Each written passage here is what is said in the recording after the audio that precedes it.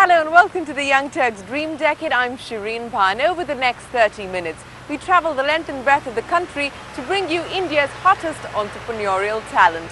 On Young Turks on the Road, we put the spotlight on a young entrepreneur who's trying to make it to the next league. On the Young Turks tutorial, we give a young startup a chance to be mentored live on television.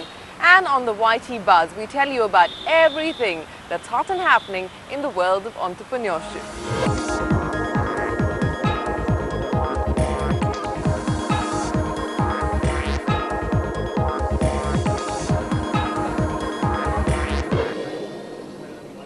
Our first guest got into the business of e-commerce in 2008. That's when Manu Agarwal launched Naaptol, which was essentially a price comparison engine. But a lot has changed since then. Today, Naaptol is virtually an online marketplace with the company facilitating transactions worth 1.5 crore rupees every single day. Sagar Saha hits the road to find out more about Naaptol and the road ahead.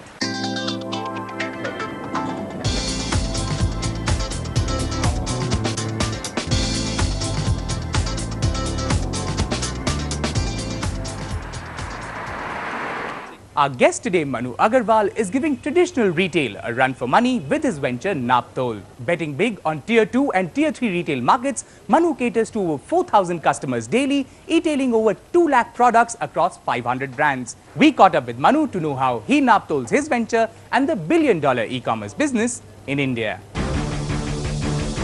After weighing the pros and cons of starting up an e-commerce business, Manu Agarwal decided to launch Naaptol.com in 2008. A home shopping venture, Naaptol connects buyers and sellers online, through print and TV ads, and even on the mobile. This virtual marketplace today lists over 2 lakh products and 500 brands on its portal, but Manu admits he did not get it right the first time. Originally launched as a price comparison engine for electronic products and gadgets, Manu soon realized the big bucks lie not just in telling audiences where the best deals are, but bringing them onto the platform and helping them transact. We started thinking as to what is that which we need to do to start monetizing, right? Where we realized what we have become like what Google is for search, right, on normal sense. We have become something for product search, right? However, Google has a way to monetize its visitors, which is through those AdWords. So we had to discover something of our AdWords, which we realized it was hot deals, right? Okay. So the thought process was that if people are visiting the site and they're say looking for a mobile phone, and you have a great deal on mobile phone which you showcase to them, then there is a reasonable probability that they would buy it. Okay. So we started, that's how the hot deal concept started. So you were one of the very early e-commerce businesses in the country. Today e-commerce is a hotspot for entrepreneurs. Right. How have you positioned yourself in the pack? I don't like to use that word e-commerce. We are more of a virtual shopping or a home shopping business. All right. We reach out to consumers on hot deals through different medium. Okay. Which is we use print publications. Today there are over 50 print publications which we work with. Okay. We are there on multiple TV channels, right? On to their commercial airtimes where we again publicize our hot deals. Okay. We are there on the internet. We are there on a mobile application. So as a home shopping venture, what is the kind of traction you've been able to create? We consistently do about 5,000 transactions a day. Right. So we have become pretty much the largest home shopping player in India. 60% of our business today comes from reaching out to consumers through the print advertisements. All right. 30% of our business comes in from reaching out to consumers through our TV advertisements. And about 10% of our business comes from the digital space. The Indian consumer very often is said to be very experiential in nature. How are you able to convince them to buy right out of home or online? Virtual shopping today, right, in our opinion, is not only about convenience. Okay. It is largely to do with availability. But India is a big geography also. So as you go beyond Tier 2 and Tier 3, a lot of these products are just not available, right? So if you are able, right, to service a customer remotely and is able to reach out remotely to you, to place an order on you, right? Yeah. That is his key demand. Don't you feel that they are also apprehensive in making that first purchase without having to touch and feel the product? That apprehension is there, will always remain, right? However, when a consumer calls us up, right, the agent spends quite a bit of time with that customer to take him through his questions and make sure that we answer all of them for him to be able to make that purchase decision. With over 60% e-tail transactions in India done over the phone, Manu has set up 4 call centers with 650 employees to facilitate transactions on the Naaptol platform. और अभी आप जिस number Reaching out to more than 3,000 cities across the country, Naptol today powers 4,000 sales every day, grossing revenues of 1.5 crore rupees. But with products on its portal often unbranded, convincing the value for money Indian consumer has not been easy. Look, having a Chinese product per se is not a bad thing. Yeah, sure. But not ensuring it is quality and it is working fine is a bad thing. Right? So that is where we need to ensure, and which we do. In fact, researching for Naptol, every fifth link led to an aggrieved customer. Right. What are you really doing to manage that part of the business? Today we run like a 100-member cell only to address, to be able to make sure that any customer who has a complaint can report it back to us. Our logistics partner can pick up the goods. We only have a warehouse only for reverse logistics, right?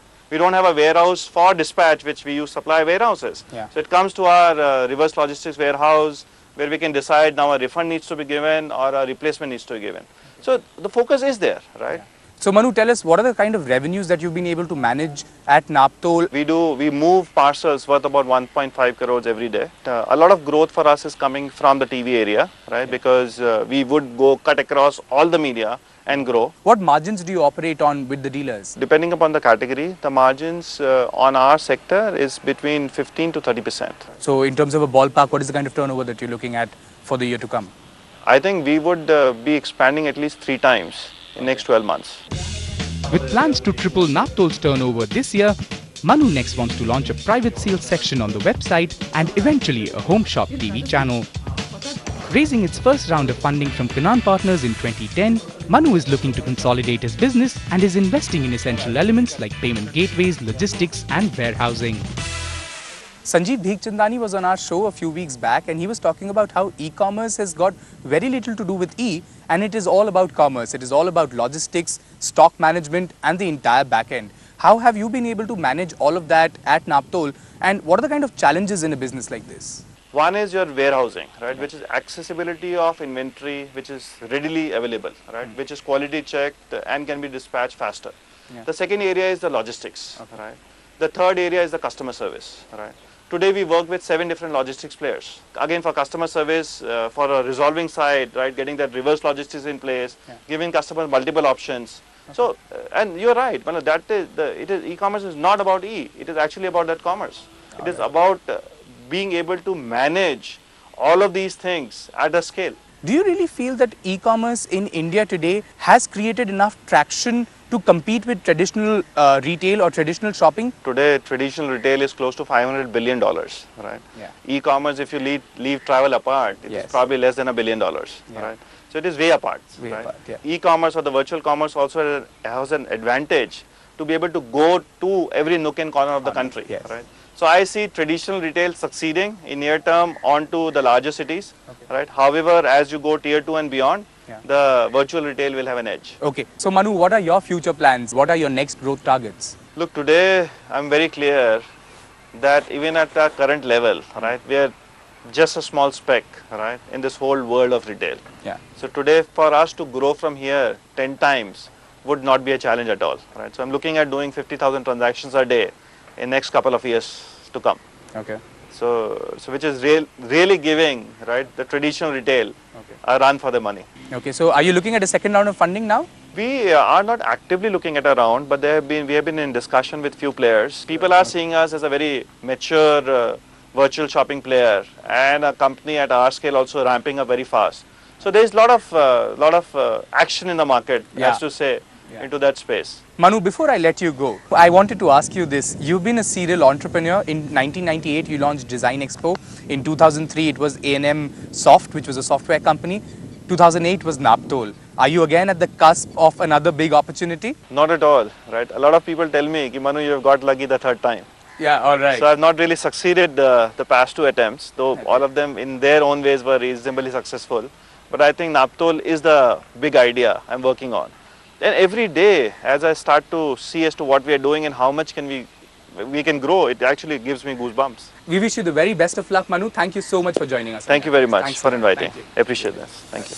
Manu here is wishing you and Naptol the very best of luck. Time for us to take a break, but when we return, the founder of Cash Your Drive in conversation with noted ad man Pratap Sutal.